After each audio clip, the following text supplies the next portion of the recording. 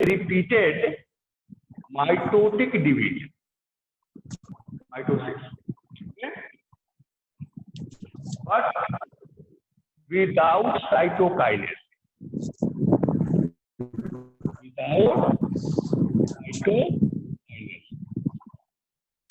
लोग माइटोसिस में है या किसी डिवीजन में पढ़े थे, सेल सबसे पहले न्यूक्लियस का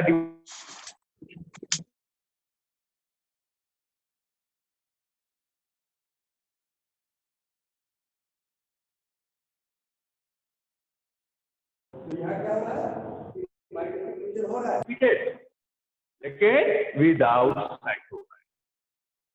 तो क्या होगा कि जैसे ये जाइगोट है, सेल है,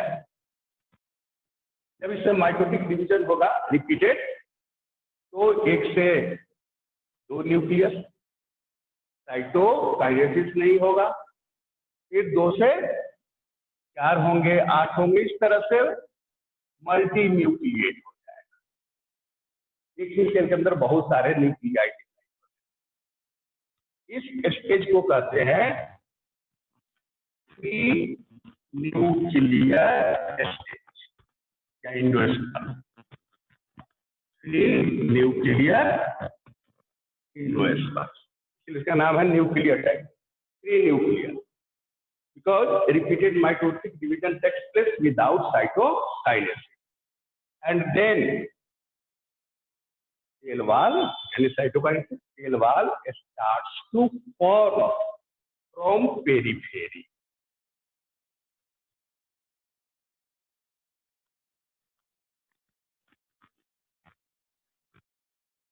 Now cell wall starts to form. ना शुरू हुआ cell wall,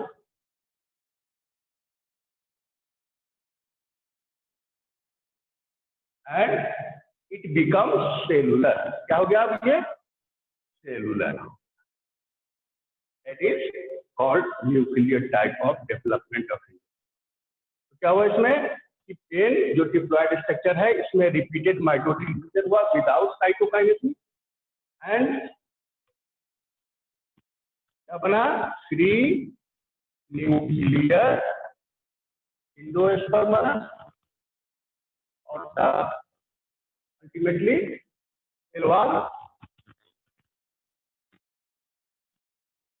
starts to form from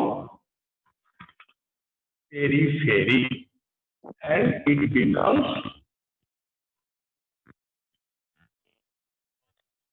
cellular. क्या हो गया अब ये? सेलुलर। तो इसी को कहते हैं न्यूक्लियर। वैसे इसको पढ़ने की जरूरत नहीं है, पढ़ना नहीं है, लेकिन समझ लो सेलुलर। इसमें क्या होगा कि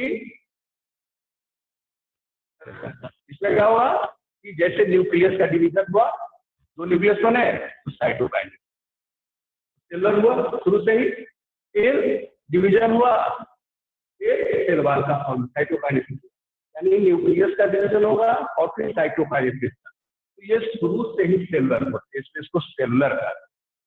हेलोबियम तो बहुत ही रेयर प्लांट में होता है, इसमें दोनों का मिक्स रूप।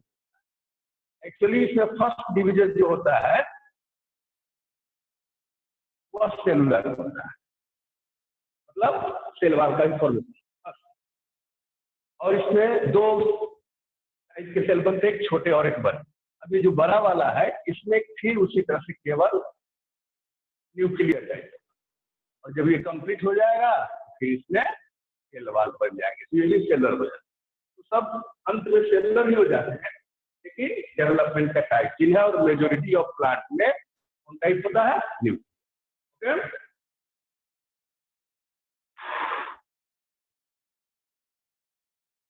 एक्चुअली इंडोस्पर्म, जैसा कि बोला, इट सेल्स ऑफ इंडोस्पर्म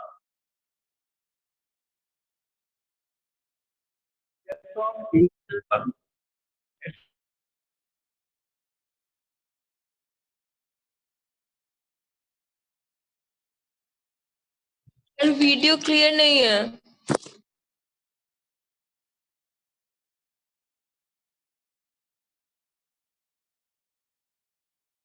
अब कुछ ऐसे प्लांट्स में ऐसे सीड है जैसे been, mustard,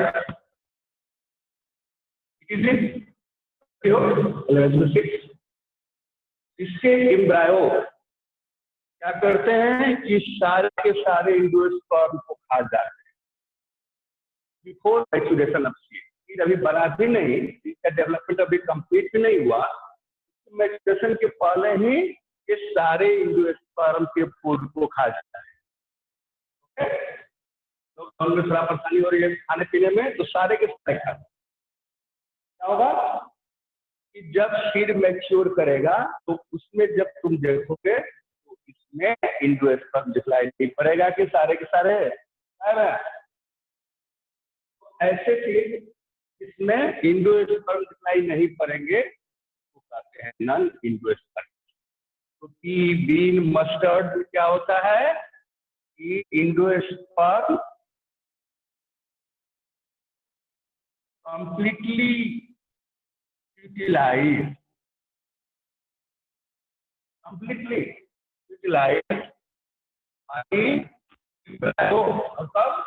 before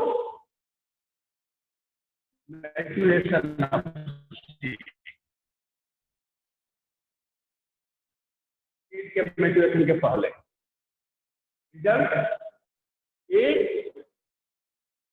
no endosperm, result क्या होगा, परिणाम क्या होगा, लीडिंग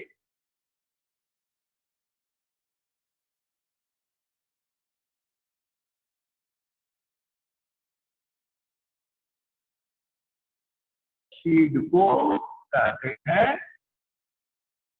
नॉन एंडोस्पर्मिक और नॉन एंडोस्पर्मिक या नॉन एल्ब्यूमिनस या एक्स एल्ब्यूमिनस।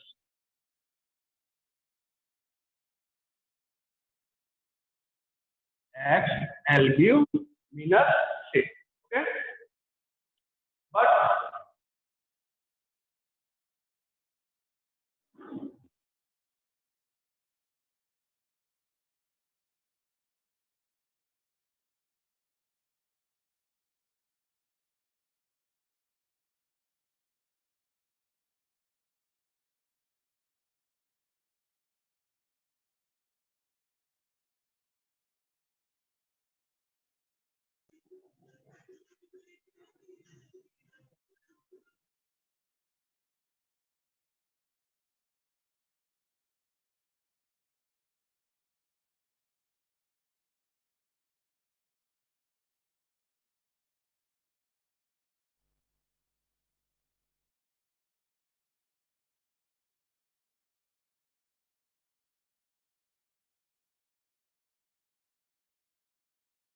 कर दीजिए। in bean mustard endosperm is completely utilized by embryo before maturation of seed, ना, leading no endosperm in mature seed। अब आ जाएंगे तो उस सीड में रहेगा नहीं, ऐसे सीड को कहते हैं नॉन एंडोस्पर्मिक या ex albuminous seed. But in maize, rice, portion of endosperm remains in mature seed। Utilize नहीं करते हैं, सबको नहीं खा पाते हैं, तो उसका कुछ पोर्शन सीड बनने के बाद भी सीड के अंदर रह जाता है ना। तो ऐसे सीड को कहते हैं एंडोस्पर्मिक या एल्ब्यूमिनस। तो इन मेज राइस में portion of endosperm remains in mature seed and such type of seed is called endosperm है, क्या कहलाएगा, endospermic और albuminous seed। okay, so that is endosperm। एक बार जल्दी से रिपीट करते हैं, डिस्टर्ब हुआ है। Development of endosperm proceeds development of embryo. कि जब तक फूड नहीं होगा तब तक एम्ब्रायो का डेवलपमेंट हो नहीं सकता है। तो पहले एंडोस्पर्म का ही डेवलपमेंट होता है। एंडोस्पर्म का डेवलपमेंट इनसे होता है, जो कल हम लोग जान चुके हैं। 3 मेथड से होता है, न्यूक्लियर टाइप, सेलुलर टाइप और हेलोबियल टाइप। इसमें मेनली जो होता है वो न्यूक्लियर टाइप। न्यूक्लियर टाइप में पेन में रिपीटेड बार बार माइटोसिस होता है, लेकिन विदाउट साइटोकाइन। तो इसमें साइटोकाइनेसिस जब नहीं होगा तो एक ही सेल के अंदर बहुत सारे न्यूक्लियाई दिखाई पड़ेंगे, इसलिए इसको कहते हैं फ्री न्यूक्लियर एंडोस्पर्म। और इसके बाद इसमें सेल वॉल का फॉर्मेशन स्टार्ट होगा पेरिफेरी से, और यह सेलुलर। ओके, एंडोस्पर्म के सेल में एक्चुअली फूड स्टोर होता है, और ये इसका यूज जब एम्ब्रायो डेवलप करता है तो उसका करता है। कुछ ऐसे प्लांट्स हैं जैसे पी, बीन, मस्टर्ड, जिसको हम लोग पढ़े भी थे डाइकोट के रूप में। तो इसमें एंडोस्पर्म जो है वह कंप्लीटली यूटिलाइज हो जाता है एम्ब्रायो के द्वारा before maturation of seed. Seed के मैच्योर होने के बाद जब सब कंप्लीट यूटिलाइज हो जाएगा, तो जब सीड मैच्योर होगा एंडोस्पर्म दिखलाई नहीं पड़ेगा। इसके ऐसे सीड को कहते हैं नॉन एंडोस्पर्मिक या एक्सएलयू। लेकिन मेज, राइस, व्हीट में एंडोस्पर्म का एक स्मॉल पोर्शन दिखलाई पड़ता है, क्योंकि वह कंप्लीटली यूटिलाइज नहीं होते हैं। ऐसे सीड को कहते हैं एंडोस्पर्मिक या एक्सएलयू। On the basis of presence or absence of endosperm, there are 2 types of cells, endospermic and non-endospermic. So इसके सब लोग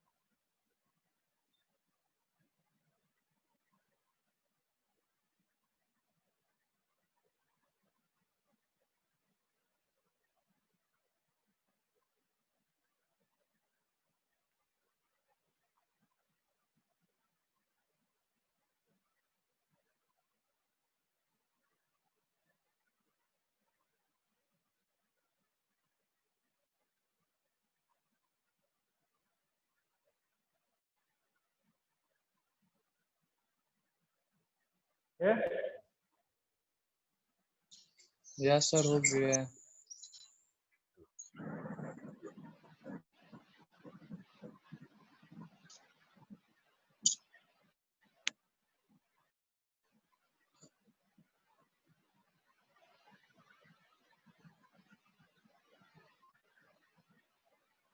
सेकेंड,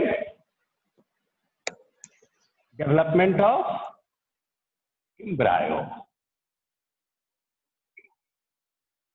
जैसा कि हम लोग डिस्कस कर चुके हैं कि जब तक एक सर्टेन अमाउंट ऑफ एंडोस्पर्म का डेवलपमेंट नहीं हो जाता है, तब तक एम्ब्रायो का डेवलपमेंट शुरू नहीं होता है, क्योंकि एंडोस्पर्म का डेवलपमेंट ही एश्योर्ड करता है एम्ब्रायो के डेवलपमेंट। ओके, तो development of embryo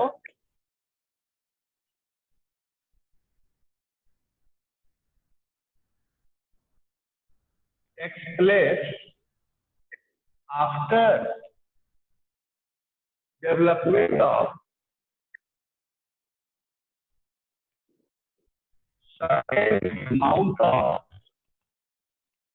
reserve food, that is endosperm, as it shoot करता है कि हाँ चलो फूड तैयार है, अब तुम डेवलपमेंट कर सकते हो। Assured development of embryo. Embryo develops from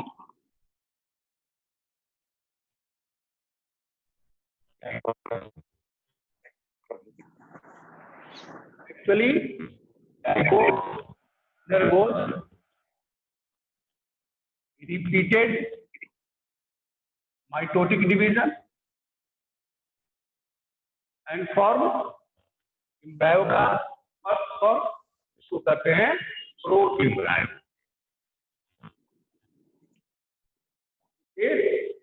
development continue रहता है और प्रो एम्ब्रायो के बाद इसका शेप ग्लोबुलर हो जाता है, गोलाकार हो जाता है, इसको कहते हैं ग्लोबुलर एम्ब्रायो। धीरे धीरे उसमें एक कॉन्स्ट्रिक्शन होता है और उसका शेप हॉर्सशू शेपेड हो जाता है। तो अल्टीमेटली ये हॉर्सशू शेप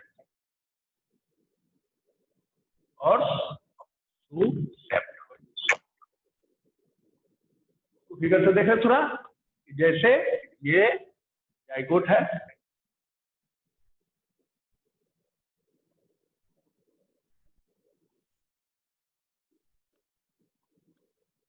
देखो जैसे ये जाइगोट है,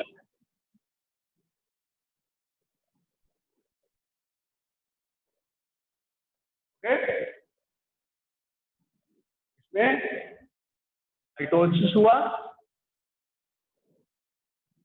और एक बेसल सेल बना और एक टर्मिनल सेल बना।